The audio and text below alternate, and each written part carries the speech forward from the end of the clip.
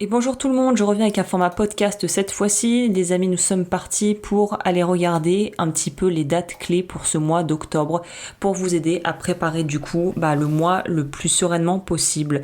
N'oubliez pas comme toujours que vous gardez votre libre arbitre, que ce que je dis n'est que l'interprétation que je vais faire en fait des transits astrologiques au niveau planétaire.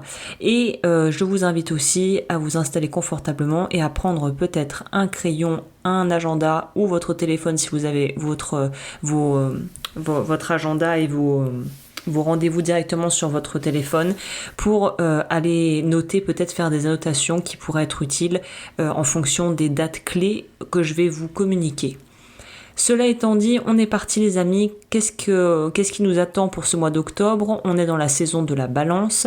Si vous voulez aller voir et avoir plus d'informations complémentaires, je vous invite à aller chercher ou tout simplement regarder en barre d'informations, je la mettrai si j'oublie pas la vidéo sur la saison de la balance qui est donc du 23 septembre au 22 octobre. Donc ça va jusqu'à la mi-octobre. Ça pourra être utile et ensuite on passe à la saison du Scorpion du 23 octobre au 22 novembre. Évidemment, ça arrivera sur la chaîne le moment voulu. Donc là, par rapport à ce qui nous attend au niveau du mois d'octobre, qu'est-ce qu'on a? Le 2 octobre, on a Mercure qui arrive direct en Vierge. Qu'est-ce que ça veut dire, Mercure en Vierge? Ça veut dire que Mercure étant la planète de la communication, qu'on appelle tout simplement généralement la planète de la communication. Donc Mercure, pour moi, c'est pas que la communication, c'est la perception des choses, la perception qu'on se fait des événements. En fait, c'est un petit peu les conclusions qu'on se fait face à des événements ou à des interactions qu'on peut avoir avec des gens. Donc en gros, c'est notre façon de voir le monde avec nos lunettes et nos filtres aussi, et du coup nos croyances limitantes. Le signe de la Vierge est un signe qui est méthodique. Le signe de la Vierge est en lien avec la maison 6 en astrologie, qui va être qui est très aspecté et qui est très en lien avec votre vie professionnelle, l'aspect santé, service, aider les autres, on va dire co-créer et apporter sa pierre à l'édifice et travail sur soi.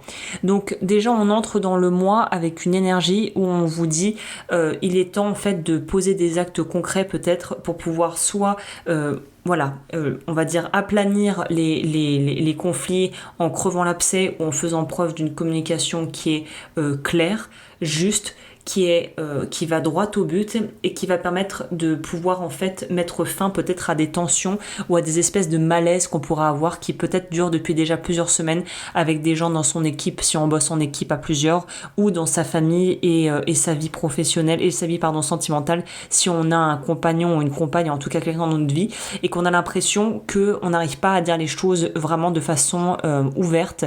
Là, on entre dans le mois d'octobre avec une invitation à plus de clarté, à une communication claire et à aussi une capacité de transmettre ce qu'on a à dire et les informations et peut-être au niveau pro à faire, si vous avez un commerce, à faire sa pub et sa promo en n'étant pas trop dans quelque chose de on vend du rêve.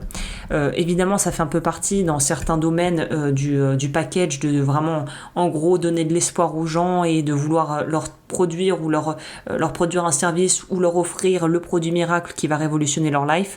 Faut savoir que les gens ne seront pas dupes de ça. Donc au niveau de la com, si vous avez un job qui est dans ce domaine, sobre et efficace sera mieux que bling bling et un peu trop alléchant pour appâter entre guillemets le client.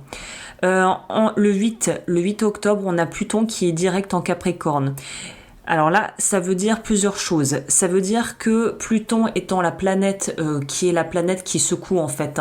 Pluton, c'est la planète que j'associe pour moi avec cette notion de transformation profonde et on l'espère souhaitable, durable en fait. Ça serait souhaitable qu'il se soit des transformations durables. Vu que c'est en Capricorne, qui est un signe qui est assez du coup froid, maîtrisé, méthodique, qui veut accomplir, qui est assez carriériste, ça nous fait un mélange un petit peu, on va dire, qui est un petit peu explosif, parce que le Capricorne est en lien avec la maison 10 qui nous parle de comment je me positionne dans le monde, quelle est ma réputation, les questions aussi d'ordre social, de comment je peux mettre entre guillemets mon pouvoir personnel à mon service et comment je peux faire pour atteindre mes objectifs. Il faut savoir que le Capricorne est aussi un signe cardinal, ce qui veut dire que c'est un signe qui va avoir tendance à vouloir initier et entreprendre. Mais il faut voir, évidemment, il ne faut pas que ça soit à tout prix. C'est-à-dire que là, il y a un besoin de pouvoir de modération et de voir si est-ce que ça vaut vraiment la peine de mettre énormément d'énergie dans un projet, à vouloir à tout prix, si on s'est mis en tête de séduire quelqu'un ou de plaire à quelqu'un, d'en faire trop, en fait. C'est très en lien avec le début du mois, et de se retrouver enfermé plus que trop. Et ça peut tourner presque au ridicule si c'est à l'excès, en fait. Donc là, avec le Capricorne et Pluton direct en Capricorne, moi, ça me met un peu on pourrait dire une sorte de mise en garde, où la transformation, elle va être profonde, elle va probablement être brutale pour certaines personnes si on a des choses qui nous tombent sur le coin du nez auxquelles on s'attendait pas, ou peut-être à la suite de discussions avec des gens pour pouvoir justement arriver à trouver un terrain d'entente, entendre peut-être des vérités ou des ressentis que les autres pourraient vous transmettre sur vous, sur votre travail, qui pourraient être un peu durs pour l'ego à encaisser, mais qui seraient, peut-être que ce seront des remarques salutaires qui vous permettront d'avancer et de faire mieux, de rectifier pour être encore plus efficace. Le 9, on a une pleine lune en bélier. Ça, je ne vais pas m'étendre là-dessus, puisque pour ça, je vous renvoie à l'horoscope lunaire qui est disponible également sur ma chaîne, que je mettrai en barre d'infos, où je dédierai la vidéo complète aux lunaisons. Donc là, je ne vais pas m'attarder là-dessus. On a le 10, Mercure en balance. Alors là, on revient sur cette notion de communication qui semble être un truc assez central pour notre mois d'octobre, de comment j'arrive à transmettre mes idées, mes émotions, mes ressentis, et comment j'arrive à pouvoir, en fait, on va dire, accorder ma vie émotionnelle à l'aide de la parole pour pouvoir, en fait, c'est comment je vais m'exprimer et comment je vais faire mes demandes aux autres. Mercure en balance, c'est pas mal, parce que du coup la balance est un signe qui cherche l'harmonie, donc ça veut dire qu'à partir du 10, on est peut-être dans des énergies qui vont nous appeler à plus de pondération, à trouver à des résolutions heureuses et où tous les partis seront gagnants. La balance nous fait faire preuve d'équité et de justice, donc c'est peut-être aussi au niveau peut-être pas planétaire, mais au niveau de notre pays, où je sais pas ce qui va se passer dans les prochaines semaines au niveau politique et tout ça, mais il y a peut-être une idée de conciliation, de compromis, pour pouvoir avoir une forme de paix. Alors j'ai pas envie de dire d'acheter la paix sociale parce que ça a toujours un prix, mais que chacun y mette du sien pour aller dans une direction commune. Le 22 octobre, on a Soleil qui est conjoint à Vénus en balance. Là, ça va plus nous parler de notre vie relationnelle, encore une fois, et de la façon dont on se positionne par rapport à soi-même. Ça peut être une bonne période, mi-octobre, pour peut-être s'inscrire à ce cours de poterie, s'inscrire à la salle de sport si on veut prendre soin de son corps et qu'on sait qu'il est temps. Ça peut être justement cette notion de comment est-ce que je rayonne autour de moi, et l'envie de plaire qui est évidemment indéniable ici. Donc plaire, soit sentimentalement parlant, soit tout simplement raviver un petit peu le désir dans son couple, pouvoir essayer de se montrer sous son meilleur jour auprès de son patron ou de ses employés si on a une équipe. Donc c'est le 22, j'ai envie de vous dire que c'est là, ça amorce un renouvellement aussi peut-être au niveau de vos envies, par exemple par rapport à votre intérieur, de redécorer, de revoir votre garde-robe, de vouloir prendre peut-être un peu plus soin de vous. Ça serait peut-être d'ailleurs une bonne période pour être en mode cocooning et passer du temps avec ses proches, et apprécier aussi peut-être de faire des activités où on peut aller, des activités plutôt culturelles pour le coup, le 22, à partir du 22. Le 23, on a le Soleil en Scorpion, Vénus en Scorpion. Alors là, ça veut nous dire quoi? Ça veut dire que le lendemain, on est dans une énergie encore plus dans la séduction, encore plus dans l'envie d'être magnétique, de vouloir en fait vraiment, il y a une idée de vouloir convaincre des gens par rapport à quelque chose. Donc je sais pas si vous avez quelque chose derrière la tête, de vouloir être irrésistible, on va dire, et d'avoir vraiment être dans la séduction et pas forcément que sentimentale ou pleinement de façon sexuelle, mais c'est d'être dans cette envie vraiment finalement d'avoir ce que l'on veut, c'est d'arriver à avoir ce que l'on veut. La Vénus en Scorpion, pour moi, c'est vraiment les sens sont aiguisés, peut-être que on se sent un peu à fleur de peau, mais c'est pas forcément une mauvaise chose. Ça sera sûrement aussi une période où on aura envie d'être plus tactile ou sensuel avec certaines personnes dans notre entourage. On aura envie vraiment d'être dans une forme de fusion avec les gens qu'on aime, et peut-être aussi avec un partenaire de vie si on en a un ou une dans sa vie, ou qu'on a rencontré quelqu'un récemment. Ça pourrait aussi, dans ces aspects un peu on va dire sombres, avec évidemment le Scorpion, va nous parler peut-être d'une tendance à être jaloux, peut-être, ou voilà, il y a peut-être des jalousies qui vont être réveillées, et là il va falloir faire preuve encore une fois de bon sens pour voir si ces jalousies et ces peurs sont fondées, ou si finalement ce ne sont que, encore une fois, nos filtres et nos croyances qui nous jouent des tours, et dans quel cas il faudra plutôt travailler sur les croyances limitantes que vraiment être là à vouloir tomber dans une forme de paranoïa qui va vous faire plus de mal que de bien en fait, hein. Nouvelle lune en Scorpion le 25 avec une éclipse solaire partielle. Encore une fois, les lunaisons, ça sera dans l'autre horoscope lunaire qui arrivera sur la chaîne et qui sera probablement publié à quelques jours d'écart. Je vous laisserai aller regarder ça si vous voulez en savoir plus. On a Jupiter le 28 octobre, Jupiter qui est rétrograde en Poisson. Alors ça, c'est bif bof, très clairement les amis. Jupiter, c'est la planète de l'expansion et de la chance.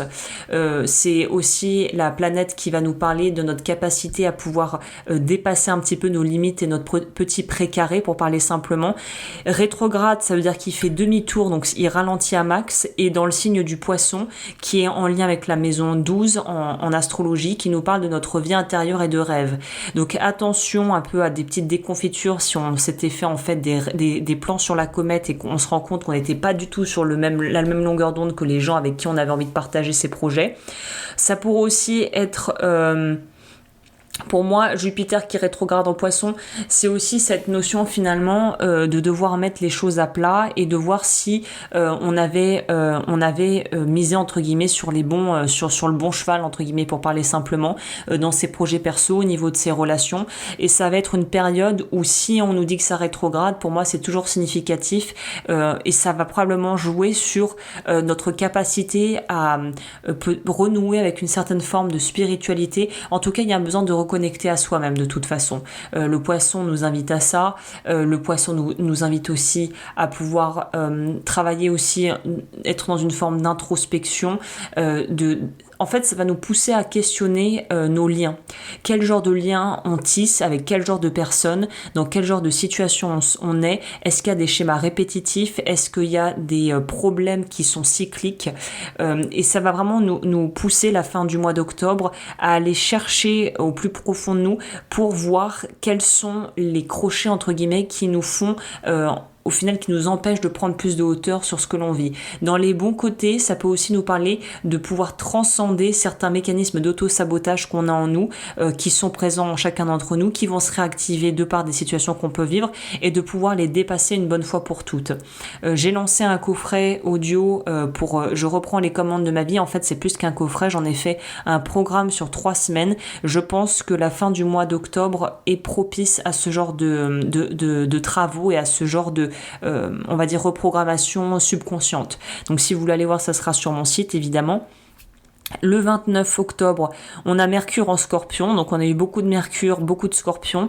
Mercure en Scorpion, ça peut être à double tranchant, ça peut être des révélations et des choses qu'on nous dit, qu'on apprend, qui vont nous libérer. Ça va être libérateur, on va pouvoir respirer, on va peut-être avoir finalement la réponse par rapport par exemple, je sais pas, au prêt immobilier, à la nouvelle mutation, au changement de poste, à la personne avec qui on avait envie d'être, qui était un peu dans le vague, qui nous disait oh je sais pas. Là on aura des choses peut-être un peu, on va dire tranchantes, mais directes par rapport à des questionnements qu'on aurait pu avoir tout le long du mois, en fait un petit peu comme une trame de fond où on sait pas trop, mais on est un petit peu là à danser, à jongler entre plusieurs choses, plusieurs priorités, à avoir du mal justement à pouvoir faire des plans concrets sur le plus long terme, parce que justement on sait pas sur quel pied danser. Là, le 29, à partir de la fin du mois d'octobre, des vérités vont être dites, des silences vont être rompus, et à mon avis, des infos clés vont être émises de façon très claire. Encore une fois, en fonction de votre situation. Et le 30, on a Mars qui rétrograde en Gémeaux. Alors attention les amis, accrochez-vous, jusqu'en janvier 2023. Encore une fois, rétrograde, qu'est-ce que ça veut dire? Ça ralentit, ça rétropédale. Mars, c'est la planète du willpower, du leadership, comme disent les Américains. Pour moi, c'est la planète qui va vraiment nous parler d'affirmation de soi. Mars est aussi une planète qui a un signe, qui a une nature cardinale. Ça veut dire qu'on est dans quelque chose où on nous prône l'adaptabilité, l'entrepreneuriat sous toutes ses formes et le fait d'être à la fois se sentir puissant et avoir soif de liberté et en même temps devoir s'accommoder de certaines contraintes puisque la contrainte est forcément présente à un certain degré. Rétrograde en Gémeaux, c'est là où ça sent pas très bon et en plus c'est jusqu'au début de l'année prochaine.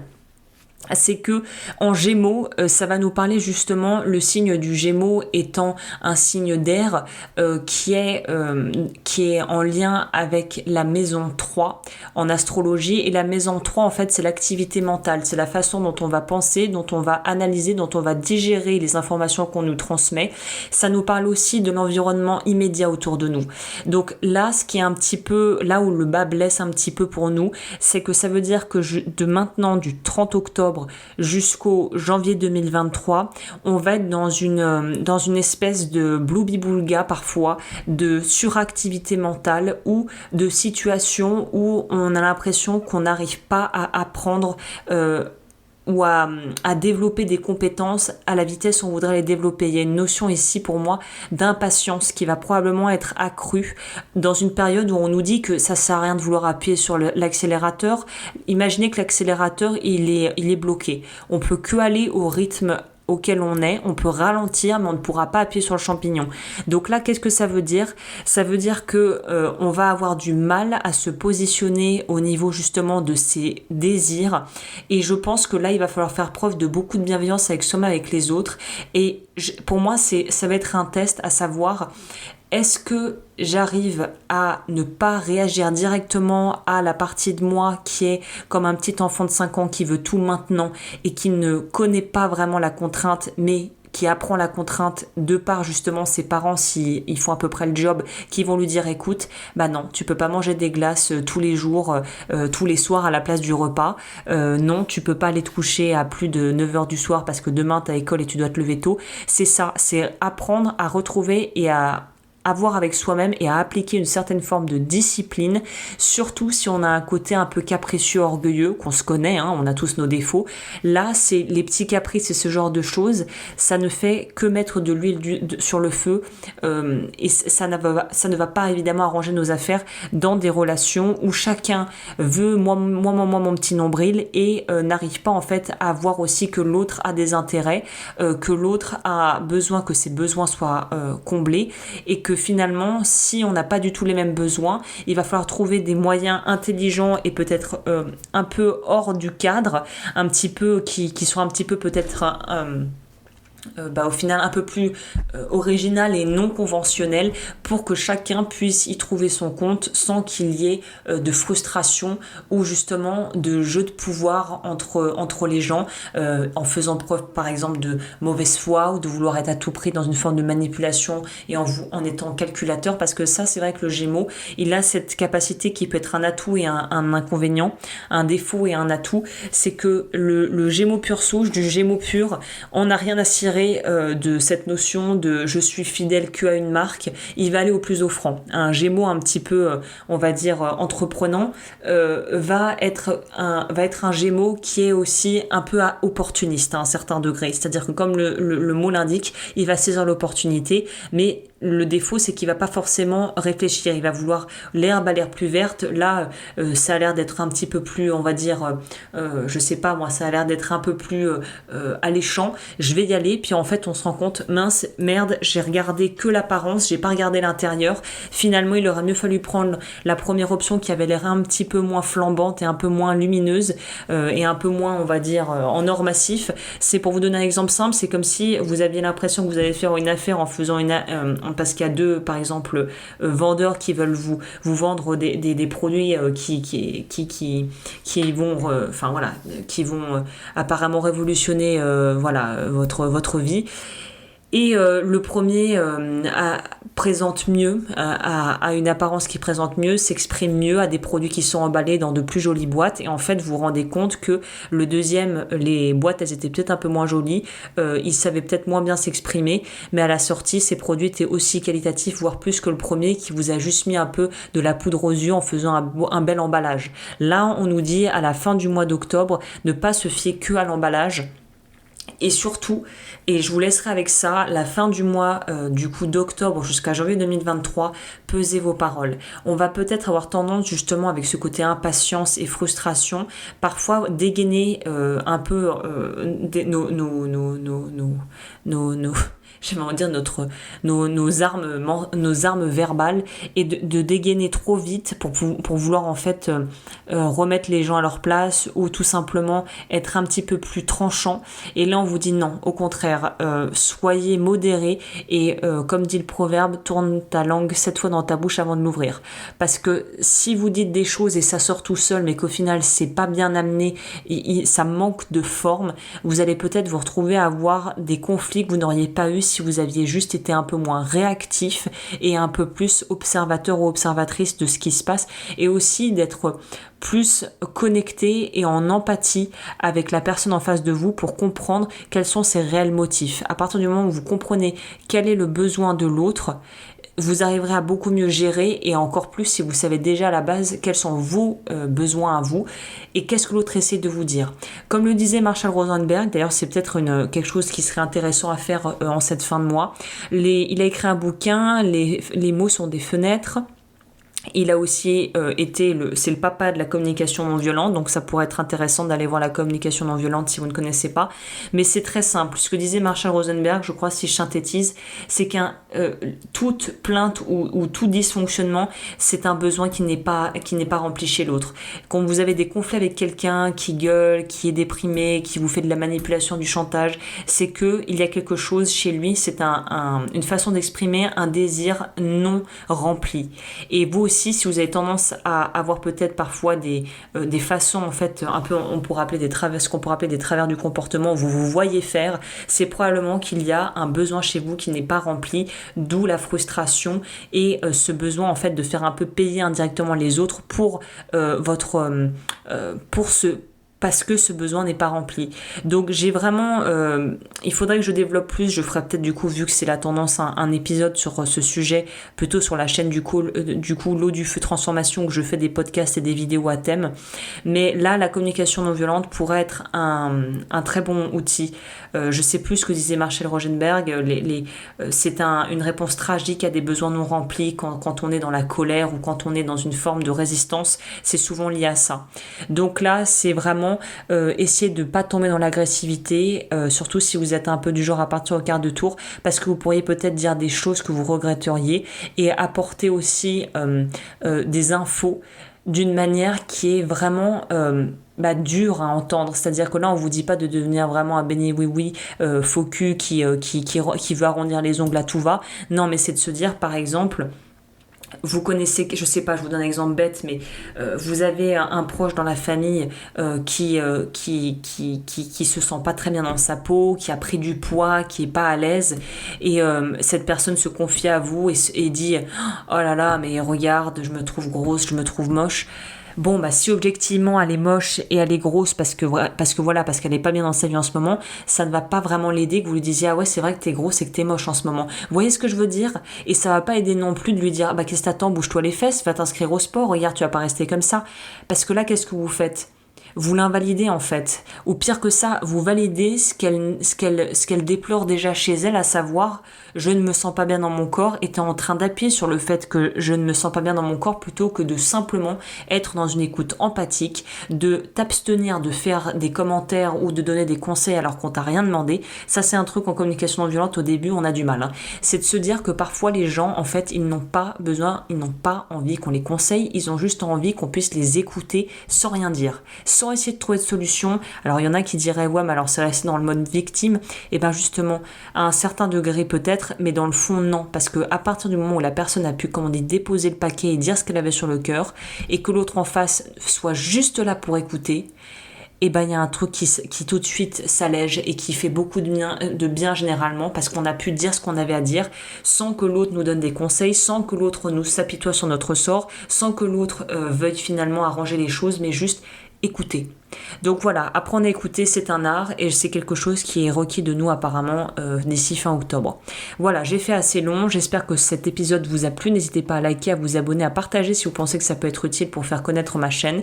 Pour celles et ceux qui veulent aller plus loin, il y a Patreon, c'est une plateforme où je propose des soins complémentaires et des accompagnements collectifs, je vous laisserai regarder. Et moi je vous dis à très vite pour de nouvelles vidéos et de nouveaux podcasts ici ou ailleurs.